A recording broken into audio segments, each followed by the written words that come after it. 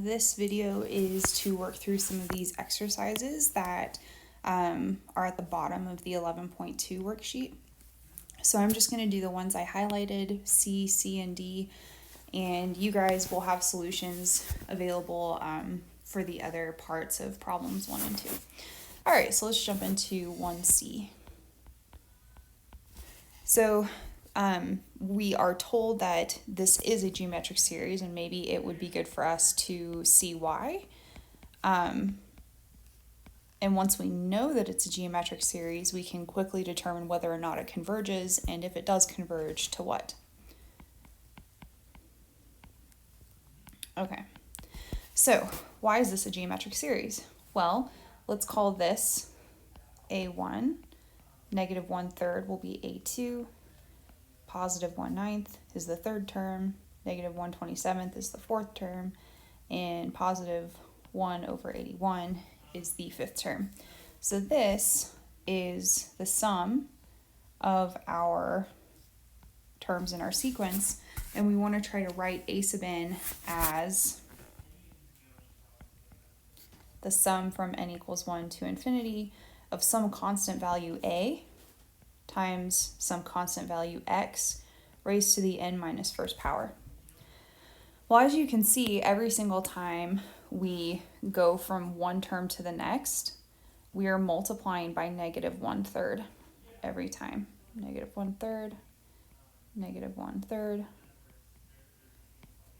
Okay, so to get from one term to the next, we're multiplying by negative 1/3. Well, that means that our common ratio is negative 1/3. And if we raise negative 1/3 to the 0th power, we get our initial value 1. So in fact, A is 1, and our common ratio is negative 1/3. Okay, so that's why that thing is geometric. And now that we've found its form, we know that a geometric series converges if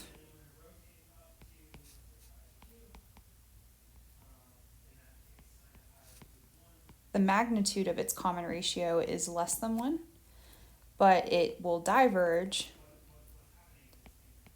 if its common ratio x is bigger than or equal to 1.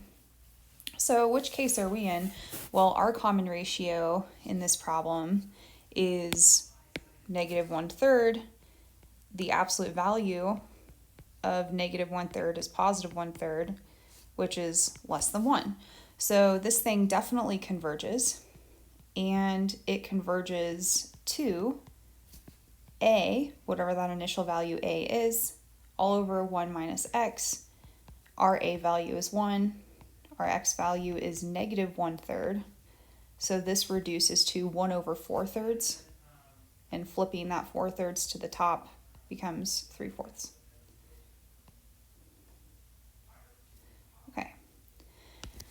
Great. All right. So this is just kind of a fun note. This series, and this has nothing to do with anything in this section, but it will have something to do with something later on. But you can rewrite this as negative 1 to the n minus 1 times positive 1/3 to the n minus 1. And this series is called an alternating series. Well, it's an alternating geometric series. And you can kind of see that it's alternating meaning that the sign of every term a sub n changes. Okay, cool. So 2C, we've got a couple things we got to do for 2C. The terms in our series is given by a sub n is 1 minus 2 to the n minus 1 all over 4 to the n. And the first thing we're asked is whether or not this sequence converges. So does the sequence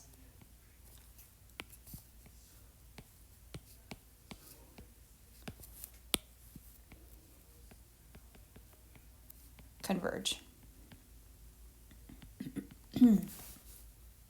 So really, we're asking, does the limit as n goes to infinity of 1 minus 2 to the n minus 1 all over 4 to the n, does this exist?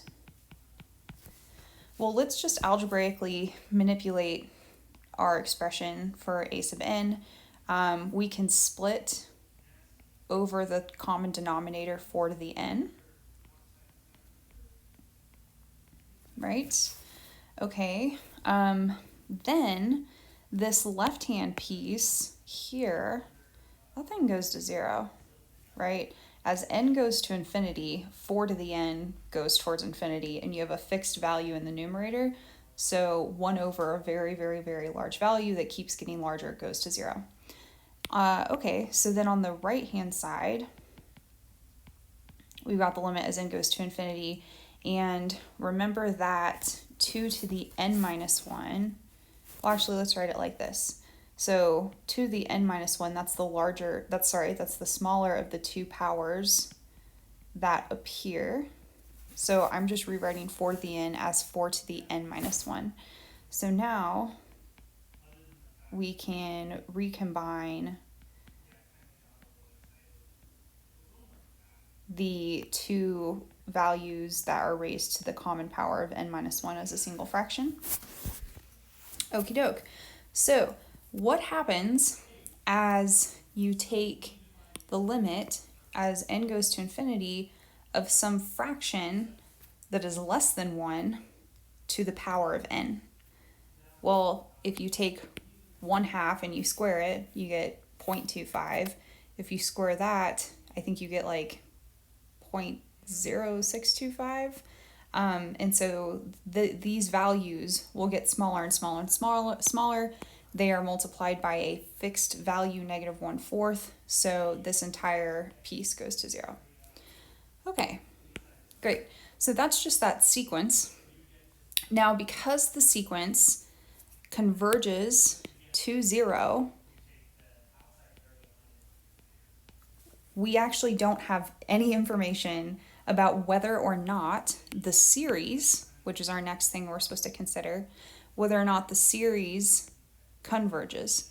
I guess we're going to check first also if it's geometric. Well, we've shown that the series we're considering here, I'm going to copy down exactly what we're given a sub n to be, but we actually rewrote it already in the form -1/4 times 2 over 4 to the n minus 1. And because we're able to rewrite our series terms a sub n in such a way, this does have the form of a geometric series. So this is geometric with initial value -1/4 and common ratio 2/4, which is also 1/2. Okay, sorry, back to the question that I thought was next. So the question now is, does this series converge?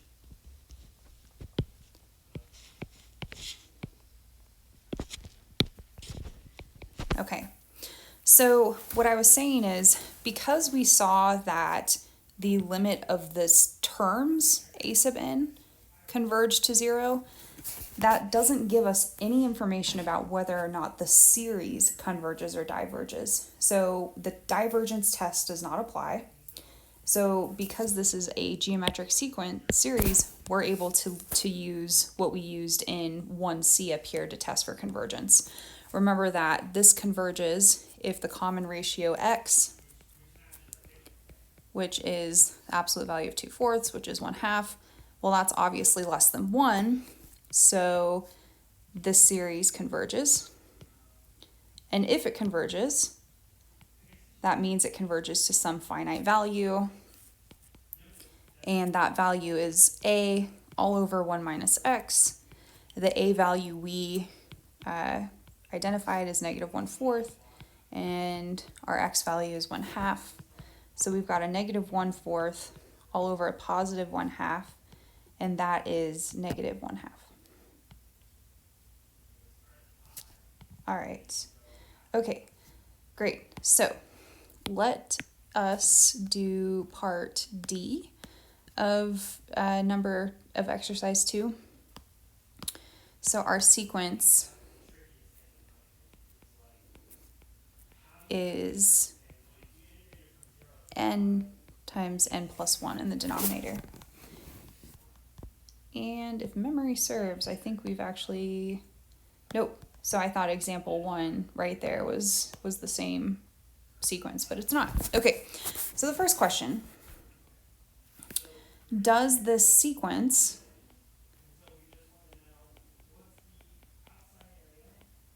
converge or diverge? And again, that is synonymous to asking, does this limit as n goes to infinity, does this exist? Well, of course it does. The limit as n goes to infinity exists, and as that denominator gets larger and larger and the numerator stays fixed at 1, it converges to 0. All right, so now what about the series n equals 1 to infinity of a sub n? Is this series geometric?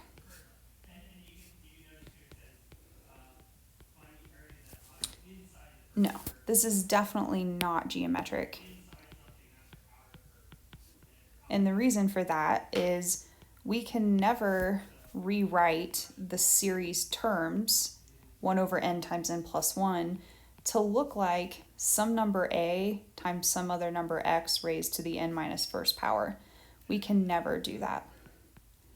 Okay, we would never be able to find a and x to make that equality true for all n.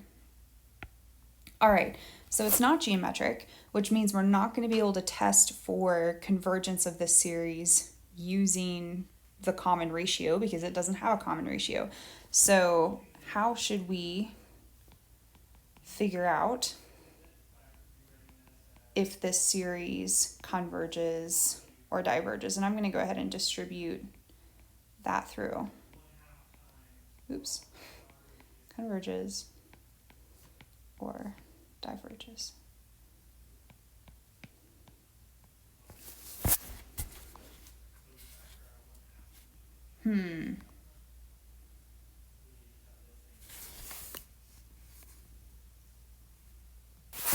Well, I had to go and look at my notes because I was like, wait a second, I do not remember how to do this. So let's look at this series like this. I'm going to refactor that denominator as 1 over n times n plus 1. And we're going to split this as we can using partial fraction decomposition. By the way, folks, just because we're not taking an integral doesn't mean that we can't find the partial fraction decomposition of a rational function, right? Okay, so cross multiplying, we're trying to find constants a and b so that the rational function 1 over n times n plus 1 is equal to the rational function a times n plus 1 plus b times n all over n times n plus 1. Well, if this equality is true, then 1 would need to be equal to the numerator of the right-hand side, right?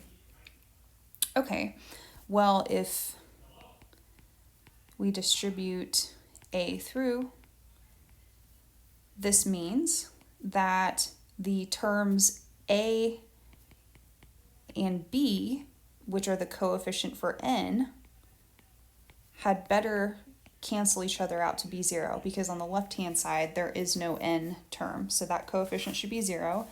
And because a is the only constant value and we have 1 on the left-hand side, a had better be 1. Well, if a is 1 and a and b need to cancel each other out, that means that b is -1. All right, so we just quickly did the partial fraction decomposition for the sequence term 1 over n times n plus 1. and we found that to be 1 over n minus 1 over n plus 1. All right, so what I want to do then is I want to write out the first few terms of this series. And again, that's the same series as what we started with. We just did a partial fraction decomposition.